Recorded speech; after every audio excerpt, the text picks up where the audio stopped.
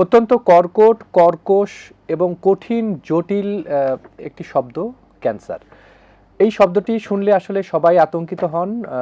কারো পরিবারে যদি এই ধরনের রোগী থাকে তাহলে রোগী তো সেই জটিলতার মধ্যে থাকেনি, কষ্টের মধ্যে থাকেন, কষ্টের মধ্যে থাকে তার পরিবারটি।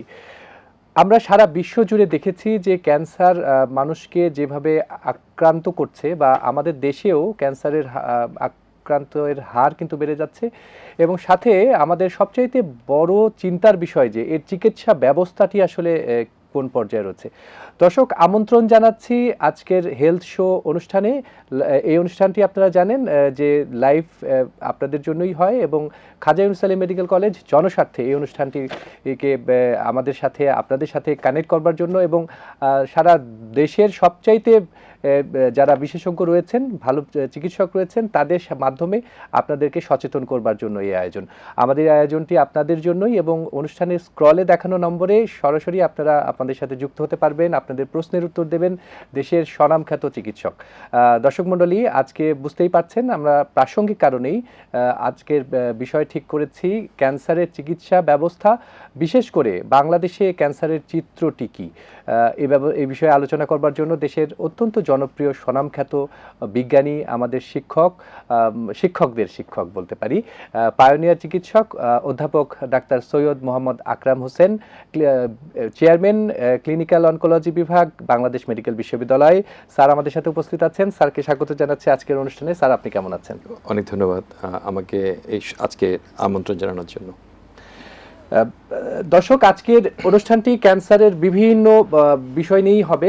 আপনারা জানেন যে ওই অনুষ্ঠানে আপনাদের যে কোনো প্রশ্ন আপনারা করতে পারেন, আমাদের বিশেষজ্ঞ চিকিৎসক সেই বিষয়টিও আপনাদেরকে জানাবার চেষ্টা করবে, আমরাও চেষ্টা করব আপনাদের কথাগুলোই বলবার জন্য। স্যার, আমরা আসলে আজকে যে বিষয়টি নিয়ে কথা বলছি, ক্যান্সারের বিরুদ্ধে লড়াই। আজকের আমরা টাইটেলটা এভাবে বলছি যে লড়াই ক্যান্সারের বিরুদ্ধে। ক্যান্সারের বিরুদ্ধে মানুষই তো লড়াই করে, যে রোগী সে লড়াই করে, কিন্তু এই লড়াইটি আসলে পরিবারের, দেশের, রাষ্ট্রের, আমাদের চিকিৎসকদের তো বটেই। আমরা যে স্পাইডারম্যান বলি সারা পৃথিবীতে, এই চিকিৎসকরা, হোয়াইট অ্যাপ্রনের এই সোলজাররা আমরা কাজ করে যাচ্ছি। আপনি দেশের অত্যন্ত স্বনামধন্য একজন চিকিৎসক, দেশের নানা প্রান্তে আপনি কাজ করেছেন, মানুষের জন্য কাজ করে যাচ্ছেন এখনো। স্যার, আমি একটু জানতে চাই যে এই যে ক্যান্সারের জন্য যে লড়াইটি রোগীরা করেন, এই অন্য রোগের তুলনায় এই ক্যান্সারটিকে আমরা বলতে পারি যে এত সাধারণ কিছু নয়, বরং এই চিকিৎসা একটি প্রোগ্রামের মতো, নানা ধরনের স্পেশালিটি এই চিকিৎসায় দরকার হয়। বাংলাদেশের আসলে ক্যান্সার চিকিৎসার অবস্থান সেটি একটু জানতে চাই। অনেক ধন্যবাদ আপনাকে। আমি একটু নস্টালজিয়াতে ভুগছি, কারণ আপনি প্রথমে বলেছেন যে এটা খাজা ইউনুস আলী মেডিকেল কলেজের স্পন্সর্ড প্রোগ্রাম। জি। তো যেহেতু আমার এক সময় ওখানে কাজ করার সুযোগ হয়েছিল, এটাও বাংলাদেশের একটা প্রান্ত, এবং যেটা আসলে আমার একটা খুবই ভালো সময় ওখানে কেটেছিল, যে ক্যান্সার সেন্টারে যে বেসরকারি খাতে আধুনিক ক্যান্সার সেন্টার প্রতিষ্ঠান চালু করা, বাংলাদেশে কিন্তু খাজা ইউনুস আলী কিন্তু ফার্স্ট লিড জি বাংলাদেশে, এবং বেসরকারি খাতে কিন্তু প্রথম এমডি ডিগ্রি ওখানে চালু হয়েছিল। আমি যখন ছিলাম সেই সময়টাতে, আমি ফার্স্ট কোর্স ডাইরেক্টরও ছিলাম ওখানে। জি। তো এটা একটা অদ্ভুত যে সর্বস্তরে ক্যান্সার চিকিৎসা ছড়িয়ে দেওয়া এবং জনগণের মধ্যে দেওয়া, এটা কিন্তু একটা বড় ধরনের উদ্যোগ। আপনি যে কথাটা বলেছেন, আমরা জানি যে বাংলাদেশের সহ সারা পৃথিবীতে ক্যান্সার রোগ বাড়ছে, এবং বিশ্ব স্বাস্থ্য সংস্থা ডিজি মার্গারেট চেন বলেছিলেন যে একটা সময়, প্রায় 20-25 বছর আগে উনি বলেছিলেন যে একটা সময় বাংলাদেশে, পৃথিবীতে এমন সময় আসবে যে প্রত্যেকটা পরিবারের মধ্যে কেউ না কেউ ক্যান্সারে ভুগবে। আজকে যদি বাংলাদেশের চিত্রটা দেখেন, হয় নিজের আত্মীয়, নয় বন্ধুর আত্মীয়, এরকম আমরা জানি যে কেউ না কেউ ক্যান্সারে ভুগছে। প্রতিদিনই আমরা অনেক জনেরই ক্যান্সার আক্রান্ত হওয়ার খবর পাচ্ছি। এটা কিন্তু আগে ছিল না। জি।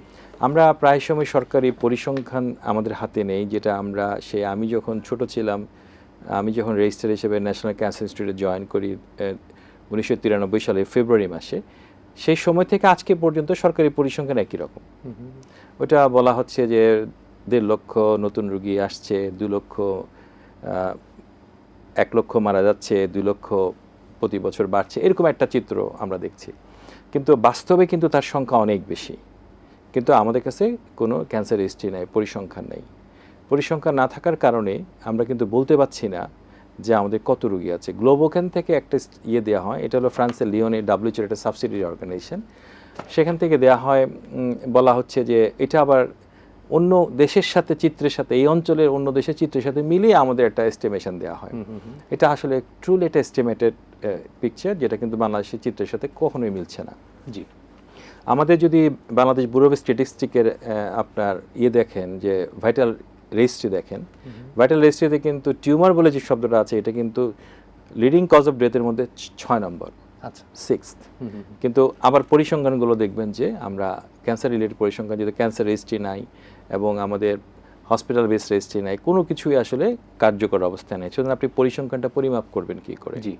কিন্তু এটা আশঙ্কার কথা, যদি আপনি হসপিটালে দেখেন, রুগীদের মধ্যে অনেক রুগীর বয়স 50-এর নিচে, এমনও আছে যাদের বয়স 30-এরও নিচে। জি। এই ঝুঁকিটা আমরা কিন্তু আগে দেখেছি যে ক্যান্সার মানে হলো 50 বছরের বৃদ্ধদের হবে, 70 বছরের হবে। এখন ওদের দেখা যাচ্ছে তরুণদের মধ্যেও আমরা তরুণদের মধ্যে দেখতে পাচ্ছি, এমনও আছে, আমার অনেকগুলো রুগী আছে যাদের বয়স 30-এর নিচে, জি, যে 20 থেকে 30। ব্রেস্ট ক্যান্সারের মতো রোগও হয়েছে, সার্ভিক্স ক্যান্সারের মতো, মানে জরায়ুমুখের ক্যান্সার হয়েছে। তার মানে কি, চিত্রটা পরিবর্তনশীল। আমার মনে আছে যখন আমি পিজির, যেহেতু ফাউন্ডার চেয়ারম্যান ছিলাম, ওই সময় প্রথম যখন আমি কাজ করতাম পিজিতে, তখন কিন্তু এই বিষয়টা ছিল এরকম, আমি আমার এক স্টুডেন্টকে বললাম যে তোমরা এটার উপর একটু কাজ করো। জি। কারণ আমার আশঙ্কা হয় যে এক সময় বাংলাদেশে এই অ্যাডাল্টদের মধ্যে, ইয়াং অ্যাডাল্টদের মধ্যে দেখা যাবে যে প্রচুর হারে ক্যান্সার বাড়ছে। এখন আপনি হয়তো জিজ্ঞেস করতে পারেন কেন? কারণটাই আসলে আমাদের জানা দরকার। রাইট। বাংলাদেশে যদি দেখেন, সবচেয়ে ক্যান্সারের মূল কারণগুলো কি কি? একটা হলো তামাক, জি, 30% ক্যান্সারের জন্য দায়ী তামাক। আর একটা হলো ফুড অ্যাডাল্টারেশন, খাদ্যে ভেজাল। বাংলাদেশে যদি বলা যেতে পারে, মানে বাংলাদেশে এমন একটি রাষ্ট্র যেখানে খাদ্যে ভেজালের পরিমাণ খুব বেশি, এবং অন্য দেশে আমরা মৃত্যুদণ্ড পর্যন্ত দেখি, বাংলাদেশে এই ধরনের কোনো এমন কোনো খাবার নেই, যেটা অ্যাডাল্টারেশন হচ্ছে না। প্রত্যেকটা খাবার অ্যাডাল্টারেট এই দেশে। জি। সেটা আপনি যে কোনো পানীয় দেখেন, আম দেখেন, কলা দেখেন, এই আপনি খেজুর দেখেন, ইভেন কলার মতো রমজানে যদি ফল আছে, এবং যে কোনো খাদ্যদ্রব্য তৈরি হয়, প্রত্যেকটার মধ্যে কোনো না কোনো অ্যাডাল্টারেশন আছে, কোনো না কোনো ডাই মিক্স আছে, কোনো না কোনো টক্সিক এজেন্ট মিক্স আছে। সেটা মাংস হোক, সেটা মাছ হোক, প্রত্যেকটারই একটা অ্যাডাল্টারেশন প্রসেস বাংলাদেশে বিদ্যমান। খাদ্যে ভেজাল যে জন্য নিরাপদ খাদ্য আইন হয়েছে, হাইকোর্টের নির্দেশে তৈরি করা হয়েছে, কিন্তু কার্যকারিতা নেই। শিশু খাদ্যে ভেজালের জন্য বাংলাদেশের এই যারা কি শিশু খাদ্য ভেজাল করেছিল, তাদেরকে কিন্তু চায়নাতে প্রকাশ্যে মৃত্যুদণ্ড দেওয়া হয়েছে, কিন্তু বাংলাদেশে কোনো কিছুই করা হয়নি। জি, তারা আরও বড় লোক হয়েছে। তার মানে হলো, খাদ্যে ভেজালের জন্য যদি প্রকাশ্যে মৃত্যুদণ্ড যদি না দেওয়া হয়, জি, তাহলে কিন্তু আপনি যে এক রামিসার ধর্ষণের জন্য আমরা যেমনভাবে মৃত্যুদণ্ডের কথা চিন্তা করছি, এবং কঠোরভাবে মৃত্যুদণ্ড দিলে আমার মনে হয় এই অপরাধের মাত্রাটা যেমন কমবে, খাদ্যে ভেজালের ক্ষেত্র আমি মাননীয় প্রধানমন্ত্রীর কাছে অনুরোধ করব মৃত্যুদণ্ড কার্যকর করার, দৃষ্টান্ত স্থাপন করার জন্য।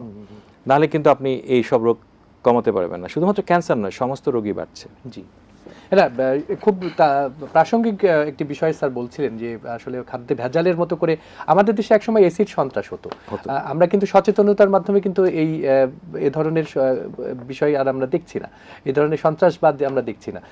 এরকম একটি আন্দোলন বা গণজোয়ার আসলে করা সম্ভব আমার মনে হয়। আমরা একটু আসলে জানতে চাই যে এদেশে ক্যান্সার শনাক্তকরণ থেকে শুরু করে চিকিৎসা পর্যন্ত একটা রোগীর যে যাত্রা, এই জীবনযাত্রায় কিন্তু খুবই কষ্টকর, বেদনাদায়ক। আমরা একটু আগে আলোচনা করছিলাম যে একমাত্র সরকারি হাসপাতাল যদি ক্যান্সার বা মহাখালীতে যে ক্যান্সার ইনস্টিটিউট আছে, সেই ইনস্টিটিউটে রেডিওথেরাপির জন্য যদি সে সময় পায়, সে সময়টি হয়তো 1 বছর পরে পেল, তাহলে কি সে এই মধ্যে হয়তো সে মারা গেছে। এই হৃদয় বিদারক ঘটনাগুলো বাংলাদেশে হচ্ছে স্যার। তো সেক্ষেত্রে আমরা আসলে শনাক্তকরণ এবং চিকিৎসার এই বিষয়টি কি আসলে কিভাবে মানুষের কাছে দোরগোড়ায় সেবার পর্যায়ে পর্যন্ত নিয়ে যাওয়া যায়? না, আপনি অত্যন্ত প্রাসঙ্গিক কথা বলেছেন। আমি এই প্রসঙ্গে একটা কথা মনে করতে চাই। 2023 সালের 6 জুন মাননীয় প্রধানমন্ত্রী, যিনি তখন বিএনপি চেয়ারপারসন ছিলেন, তার সাথে আমার দেখা করার সুযোগ ছিল লন্ডনে। প্রায় 45 মিনিট কথা বলার সুযোগ ছিল। তার মধ্যে এই প্রসঙ্গটা ছিল, এটা উনি আমাকে জিজ্ঞেস করেছিলেন যে ক্যান্সার কিভাবে নিয়ন্ত্রণ করা যাবে, কিভাবে ক্যান্সারের রোগীদেরকে সেবা দেওয়া যাবে, জি, এবং কিভাবে ক্যান্সার রোগীদেরকে বিদেশ যাওয়া থেকে দেশে সেবা নিশ্চিত করা যাবে। জি, এটা কিন্তু 2023 সালের কথা বলছি, 23 সালের 6 জুন। জি। তো ওই সময়টাতে যে আলোচনাটা আমাদের মধ্যে হয়েছিল বা উনি, সেটা কিন্তু বিএনপি নির্বাচন ইশতেহার এসছে। আচ্ছা। আপনি যদি দেখে থাকেন পাবলিক প্রাইভেট পার্টনারশিপের কথা বলা আছে, ওখানে ক্যান্সার শব্দটি বিএনপির ইশতেহারে স্পষ্টভাবে এসছে। আচ্ছা। কারণ বলা আছে যে ক্যান্সার নিয়ন্ত্রণের জন্য, ক্যান্সার চিকিৎসার জন্য পাবলিক প্রাইভেট পার্টনারশিপে যেতে হবে। এই কথা কিন্তু স্পষ্টভাবে উনি উল্লেখ করেছেন, এবং বিদেশ যাত্রার ক্ষেত্রে ইত্যাদি অনেকগুলো আলোচনার অংশ আছে। এটা আমি কেন কথা বললাম, যে যখন সরকার প্রধান বা মাননীয় প্রধানমন্ত্রী যখন এইসব নিয়ে চিন্তা করেন বা জিনিসটা বোঝেন, তখন ওই বিষয়গুলো বাস্তবায়ন করা অনেক সহজ হয়, অনেক সহজ হয়, এবং সেটা একটা সুযোগ তৈরি হয়েছে। আমি মনে করি এটা একটা অপরচুনিটি। আপনি যে কথাটা বলছিলেন যে আমরা যদি, আপনি লক্ষ্য করে দেখবেন যে আপনি জানেন যে আমি হেলথ সেক্টর রিফর্ম কমিশনের সদস্য ছিলাম। ওখানে কিন্তু মানে আমরা যদি দেখি ওখানের 28তম যে সুপারিশ আছে, সেটা কিন্তু আপনার নন কমিউনিটিজের মধ্যে ক্যান্সারকে হাইলাইট করা আছে, যে বাংলাদেশের সব জায়গাতে আর্লি ডিটেকশন সেন্টার তৈরি করার কথা বলা আছে, এবং এই কীভাবে ডায়াগনোসিস হবে, কীভাবে হিউম্যান রিসোর্স তৈরি করা হবে, যাতে করে হিস্টোপ্যাথোলজিস্ট লাগবে গ্রামে গঞ্জে, কিন্তু আর্লি ডিটেকশন সেন্টার তো বাংলাদেশে নাই। জি জি। ক্যান্সার রেজিস্ট্রি কীভাবে করা হবে, এই বিস্তারিত কিন্তু মুখ্য সুপারিশ ছিল 32টা, তার মধ্যে 28তম সুপারিশ কিন্তু এটা। এবং ইন্টারেস্টিং হলো, হেলথ সেক্টর রিফর্ম কমিশনের রিপোর্টটা একমাত্র রিপোর্ট যে সরাসরি বিএনপি সহ অন্যান্য রাজনৈতিক দলের সাথে সরাসরি মিটিং করে, এবং আমরা কিন্তু আমাদের ইয়েটা বিএনপির চেয়ারপারসনকে সরাসরি জানিয়েছেন, এবং ওনারা কিন্তু স্থায়ী কমিটিতে আলোচনাপূর্বক আমাদের কাছে ফিডব্যাক দিয়েছেন। আচ্ছা। ওই ফিডব্যাকগুলোই কিন্তু মূলত রিফর্ম কমিশনের রিপোর্টে আছে। কিন্তু দুর্ভাগ্যক্রমে অন্তর্বর্তী সরকারের সময় স্বাস্থ্য মন্ত্রণালয়ে যারা দায়িত্বে ছিলেন, তারা রিফর্ম কমিশনের সাথে একবারও মিটিং করেন নাই। অতি সম্প্রতি গত বৃহস্পতিবার দিন মাননীয় মন্ত্রী আমাদেরকে সময় দিয়েছিলেন, স্বাস্থ্যমন্ত্রী, এবং উনি আমাদের কথাগুলো আগ্রহভাবে শুনেছেন এবং রিপোর্টটি গ্রহণ করেছেন। তো আমরা আশা করি এই পরিবর্তনের একটা সুযোগ তৈরি হয়েছে। এখানে আপনার দরকার কি, যে হিস্টোপ্যাথোলজি থাকে, বাংলাদেশে কিন্তু এখন অনেক মেডিকেল কলেজ আছে, প্রাইভেট মেডিকেল কলেজ আছে। ধরুন খাজা নিউসালি মেডিকেল কলেজ একটা সার্ভিস আছে, গভর্নমেন্ট কিন্তু সেই সার্ভিসটা প্রকিউর করতে পারে ওই এলাকার মানুষের জন্য। রাইট। জি। ওখানে একটা ভালো সেটআপ আছে উত্তরবঙ্গের। এবং আপনি স্যার বলছিলেন যে মানে বেসরকারি প্রতিষ্ঠান, হ্যাঁ, উভয়কেই এগিয়ে আসতে হবে। সেক্ষেত্রে বেসরকারি পর্যায়ে খাজা নিউসালি মেডিকেল কলেজ নেতৃত্ব দিচ্ছে, এবং উত্তরবঙ্গের একেবারে গ্রামে, আমরা একটু প্রসঙ্গক্রমে বলছি, ডাক্তার আমজাদ হোসেন স্যার, উনি প্রতিষ্ঠাতা এই প্রতিষ্ঠানের। তো ওনাদের মতো মানুষ যেখানে এগিয়ে এসেছিলেন, এবং এই স্বাস্থ্য শিল্পে যারা সরকার সেই সহযোগিতাটা দিতে পারে, সেই সহযোগিতাটা আসলে এই সেবাটি কিন্তু সেখান থেকে প্রক্রিয়া। স্যার আপনি খুব চমৎকার একটি কথা বলেছেন, যে তাহলে কিন্তু সহজে দোরগোড়ায় থাকতো মানুষের। এখনো সুযোগ আছে, যেহেতু মাননীয় প্রধানমন্ত্রী তার নির্বাচনী ইশতেহারে, আমি ওখানে উপস্থিত ছিলাম, ওখানে বলেছেন এই কথাটা, এবং এই সুযোগটা কিন্তু নেওয়ার আছে, কারণ ওখানে ফুল সেটআপ আছে। সরকার এবং যদি এটা চুক্তিবদ্ধ হয়, যে খাজা নিউসালি যদি চুক্তিবদ্ধ হয়, বা এরকম অন্যান্য প্রতিষ্ঠানগুলো যদি চুক্তিবদ্ধ হয়, তাহলে রোগীগুলোকে হয়তো সাশ্রয়ী মূল্যে, সরকার একটা নির্ধারিত মূল্যে সেবাটা দিতে হবে, সে আলোচনা সাপেক্ষে হবে, কিন্তু সে সেবাটা কিন্তু ওই অঞ্চলের মানুষগুলো পেয়ে গেল। আমার কিন্তু সরকারি মানে হাজার হাজার কোটি টাকা খরচ করে নতুন করে একটা প্রতিষ্ঠান তৈরি করার প্রয়োজন কমে গেল। তো বাংলাদেশে কিন্তু এরকম অনেকগুলো মেডিকেল কলেজ আছে। এই মেডিকেল কলেজে কিন্তু আপনার দেখবেন যে অনেক মেডিকেল কলেজে কোনো পেশেন্টই নাই।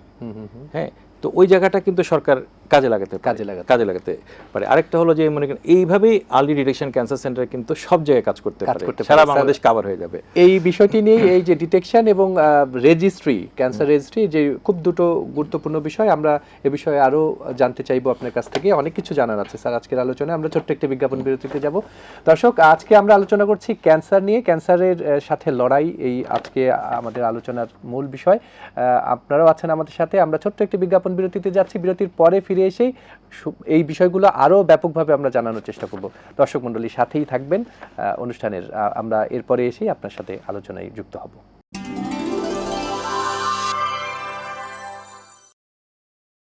দর্শক, বিজ্ঞাপন বিরতির পরে আবারও ফিরে এলাম হেলথ ফর পিপল এই অনুষ্ঠানে। আজকে আমাদের সাথে আলোচনায় যুক্ত আছেন অধ্যাপক ডাক্তার সৈয়দ আকরাম হোসেন, ক্লিনিক্যাল অনকোলজি বিভাগের চেয়ারম্যান, বাংলাদেশ মেডিকেল বিশ্ববিদ্যালয়।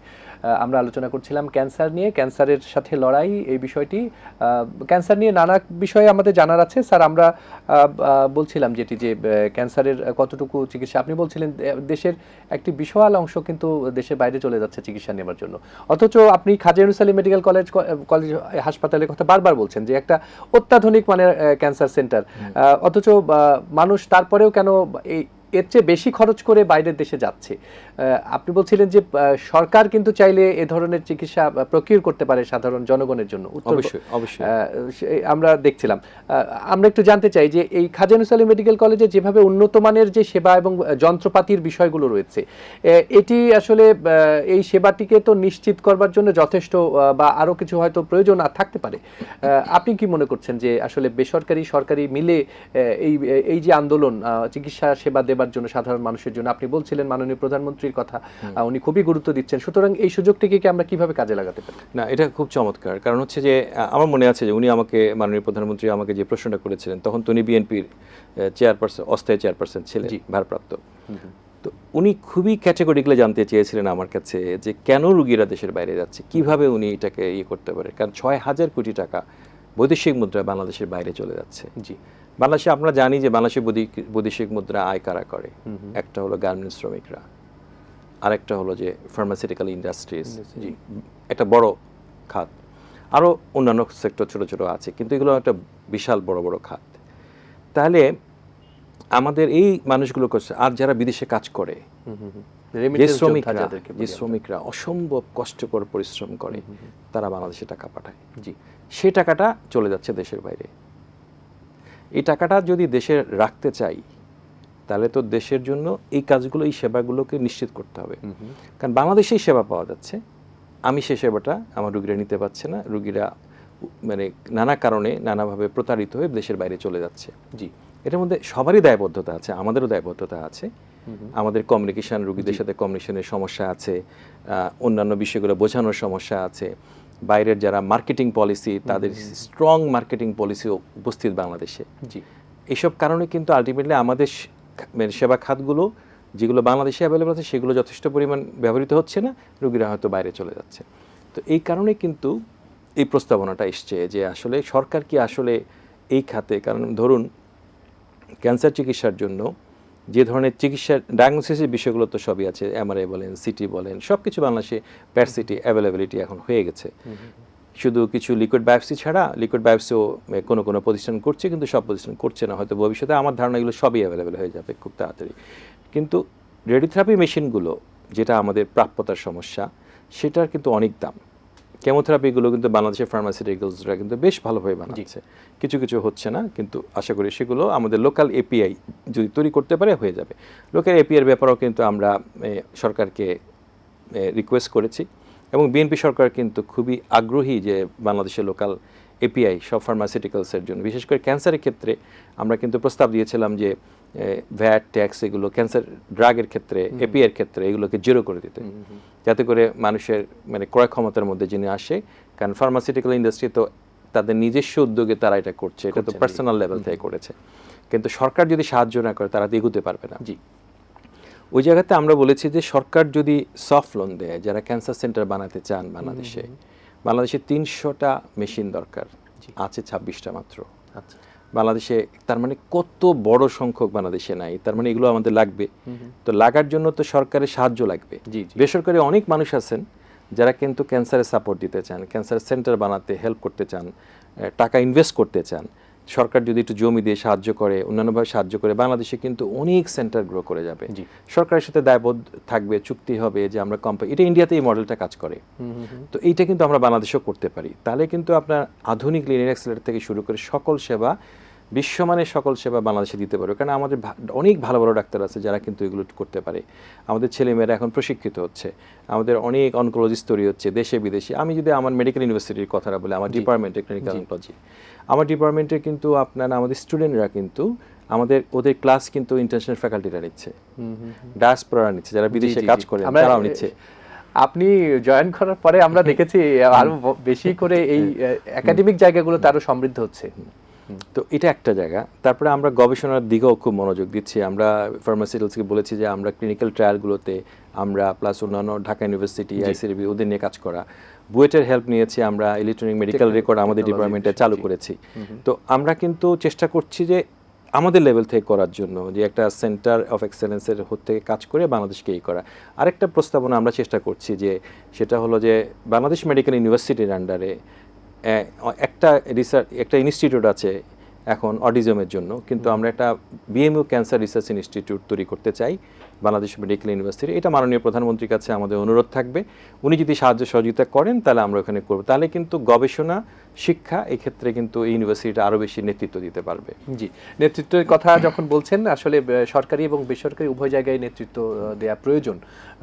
একেবারে এনায়েতপুরে, সিরাজগঞ্জে খাজা ইউনুস আলী মেডিকেল কলেজ এক বেসরকারি পর্যায়ে তারা শুরু করেছে, নেতৃত্ব দিচ্ছে, চিকিৎসা যেমন করে দিচ্ছেন, এবং সাথে সরকারি হাসপাতাল, ওই যে কথাটি বলছিলাম যে একমাত্র প্রতিষ্ঠান মহাখালীর হাসপাতাল মনে করে সরকারি, যারা একেবারে নেহায়েত গরিব মানুষ তাদের যাবার মেডিকেল ইউনিভার্সিটিতেও কিন্তু আপনার পেশেন্টের যে লোড, ওইটা কিন্তু 4 মাস। আচ্ছা, 4 মান্থসের কিউ। তো 4 মান্থসের কিউ অনেক লম্বা, এবং এত পরিমাণ তদবির, কাটটা রাখবো কাটটা ফেলবো এরকম অবস্থা। সরকারি উচ্চপদস্থ, বেসরকারি, সংসদ সদস্য, মাননীয় মন্ত্রী, সবারই তো আত্মীয় স্বজন পরিচিত মানুষদের একটা থাকে, কারো না কারো থাকে, প্রচুর তদবিরের মুখোমুখি থাকে আমি সরকারি মানে। তো এই জায়গাটাতেই কি স্যার আপনি যেটি বলছেন যে আমরা বেসরকারি প্রতিষ্ঠানগুলোকে আরো বেশি এনগেজ করতে পারি? আমরা কোভিডের সময় তো স্যার এই ধরনের বিষয় ধরেন যে মাঝখানে আমি তো অনেকদিন স্কয়ার হসপিটালে মানে কাজ করেছি, যেহেতু যতক্ষণ আমি ইউনিভার্সিটিতে আবার মানে গত বছর রিজয়েন করার আগ পর্যন্ত, এবং সে সময় ইভিনিং আমি এখনো অ্যাটাচড ওখানে, কিন্তু ওখানেও ধরেন যতগুলো রোগী চিকিৎসা, আমরা হয়তো তার থেকে 30 বা 40 জন রোগী আরও এক্সট্রা স্কয়ার হসপিটাল কিন্তু করতে পারে, বা অন্যান্য হাসপাতালও করতে পারে। তাহলে এই জায়গাটা কিন্তু ওই রুগীগুলো আসতে পারে। আমি স্কয়ার হসপিটালের সাথে একবার কথা বলেছিলাম, he is very much agreed to support all those patient, এবং আমার ধারণা যে সবাই, যত কর্পোরেট আছে তারাও আগ্রহী হবে, যত বেসরকারি পেশেন্ট তারাও আগ্রহী হবে। শুধু পলিসি করে এগিয়ে যাওয়া, আর কিছু না। এবং গ্রামগঞ্জে যেমন উত্তরবঙ্গের জন্য অথবা দেশের বিভিন্ন অঞ্চলের জন্য এই যে সিরাজগঞ্জের এই হাসপাতালটার কথা বারবার, এটা মডেল, আসলে এটা একটা মডেল হতে পারে, উদাহরণ হতে পারে। অবশ্যই আমরা স্যার সবসময় যেটি মনে করি যে অনেক বেশি প্রত্যাশা আমাদের যেমন থাকে, সরকারি লেভেল থেকেও অনেক ধরনের, আপনি বলছেন যে আমরা সরকার অনেক কিছু করবার জন্য ইশতেহারে বলছেন, এরকম আশা তো সরকার আসে, সরকার যায়, ইশতেহারে বলেন, কতটুকু বাস্তবায়ন হয়? আমি সেক্ষেত্রে আপনাকে অনেক কনফিডেন্স দেখছি, কিন্তু আমরা আসলে শুরু করব কোত্থেকে? আমি আপনার কথাটা বুঝেছি, এটা সত্য। এখন যেটা হলো যে, ধরুন আমাকে যদি আপনি দেখেন, আমি খাজা ইউনিভার্সিটি থেকে আসার পরে সিলেটে নর্থ ইস্টে গেলাম, ওখানে কিন্তু একটা সেন্টার আমার হাত ধরে হয়েছে। জি, আমি এই কথাটা কেন এত জোরের সাথে বলছি, কারণ 2023 সালে 6 জুন কিন্তু জনাব তারেক রহমান কিন্তু বাংলাদেশের প্রধানমন্ত্রী ছিলেন না। জি, তখন বাংলাদেশের যে শাসন ব্যবস্থা ছিল, উনি কবে প্রধানমন্ত্রী হবেন এটা কোনো নিশ্চয়তাও ছিল না, যে উনি আসলে কবে প্রধানমন্ত্রী বাংলাদেশের হবেন। Nobody nose. উনি নিজেও জানতেন না, কারণ বাংলাদেশের রাষ্ট্রীয় ভোটের সিস্টেম ছিল না, সব কিছু ভেঙে পড়েছিল। তাহলে এই অবস্থাতে উনি কিন্তু এই প্রশ্নগুলো আমাকে করেছিলেন। জি জি। তার মানে এটা হলো উনি এটা নিয়ে ভাবছেন, চিন্তা করছেন, তার মানে এই যে একটা পরিকল্পনা ওনার মনের মধ্যে কাজ করছে, সেজন্য আমি এত সাহসের সাথে বলতে পারছি। এবং ওনাদেরই প্রস্তাবনাগুলো আমাদের সংস্কার কমিশনের রিপোর্টেও আসছে। এই জায়গাটাতে আমি বেশি জোর পাই যে এই একই জিনিসগুলো বিভিন্ন পর্যায়ে কিন্তু আলোচিত হচ্ছে। এখন শুধু কাজ করার পালা। জি, কাজ করার পালা। এই সরকার যদি, আমি মনে করি যে আমাদের কথাগুলো শোনেন, গুরুত্ব দিতে পারেন, এবং আমরা যেভাবে চিন্তা করছি, কারণ সরকারের চিন্তার সাথে রাজনৈতিক ইশতেহারের চিন্তার সাথে আমাদের চাহিদা কিন্তু একই, কোনো জায়গাতে ডিফারেন্স নাই। জি, সুতরাং এই সুযোগটা আমরা যত দ্রুত শুরু করতে পারবো, আমি মনে করি সরকার কেন শুরু করা দরকার ক্যান্সারের বিষয়টা নিয়ে তাড়াতাড়ি, কারণ হচ্ছে যে এটাতে তার ভোট বাড়বে। স্বাস্থ্য যদি জনপ্রিয় হয়, জি, সরকার যদি স্বাস্থ্যকে গুরুত্ব দেয়, তাহলে ভোট বাড়বে। এই যে আজকে ইউকেতে জি, যে আপনি যে প্রধানমন্ত্রীর যে পতন হয়েছে, তার অন্যতম প্রধান কারণ হলো ন্যাশনাল হেলথ সিস্টেমে উনি সংস্কার করতে চেয়েছিল। সাধারণ মানুষ প্রত্যাশা করে তার সকল সেবা রাষ্ট্র বহন করবে। জি, জি, উনি এমন একটা সিস্টেমে যাওয়ার চেষ্টা করছিলেন যেখানে সাধারণ মানুষের মানে যে চাহিদা বা প্রত্যাশা কমে যাচ্ছিল। সুতরাং আলটিমেটলি কিন্তু উনি চেয়ারে থাকতে পারেননি। মানে ভালো কিছু করতে যাওয়াও খুব বিপদ। না ভালো না, এটা ভালো কিছু না। মানে আপনি ধরেন এখন উনি সব ফ্রি পাচ্ছেন।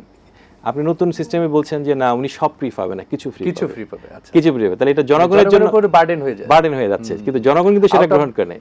expenditure বেড়ে এবং ইউকেতে কিন্তু গভর্নমেন্ট পরিবর্তন হয় কিন্তু এই হেলথ সিস্টেমের মডার্ন ওয়ার্ল্ডে তাই। জি, এবং বারাক ওবামা ওয়ান হেলথ দিয়ে কিন্তু সে জনপ্রিয় হয়ে ছিল। কিন্তু প্রেসিডেন্ট দ্বিতীয়বার আসছিল, হ্যাঁ, জি, জি, সেকেন্ড টাইম আসছিল। জি, জি। সুতরাং বাংলাদেশেও কিন্তু আমি ওই সময় জনাব তারেক রহমান সাহেবকে বলেছিলাম, মাননীয় প্রধানমন্ত্রীকে, যে স্বাস্থ্যের উপর যদি আপনি গুরুত্ব দেন আপনি জনপ্রিয় হবেন। জনপ্রিয় হয়ে যাবে। এবং থাকসিন যেমন জনপ্রিয় হয়েছে থাইল্যান্ডে, তার তাহলে- পরিবার বারবার নির্বাচিত হয়েছে, জি। বিএনপির সামনে এরকম একটা সুযোগ আছে, বিএনপি সেটা নিবে কিনা এটা তার উপর নির্ভর করবে, তবে লক্ষণ ভালো যে বিএনপি এটার উপর গুরুত্ব দিচ্ছে। গুরুত্ব দিচ্ছেন। আমরা অনুষ্ঠান শেষ করতে হবে এক কথায় যদি বলতে বলা হয়, আপনি ক্যান্সার বিশেষজ্ঞ চিকিৎসক এবং শিক্ষক, আমাদের সাধারণ মানুষের জন্য 10 সেকেন্ডে একটু ছোট্ট করে যদি বলেন যে কি সচেতনতার জন্য কি করণীয় রয়েছে।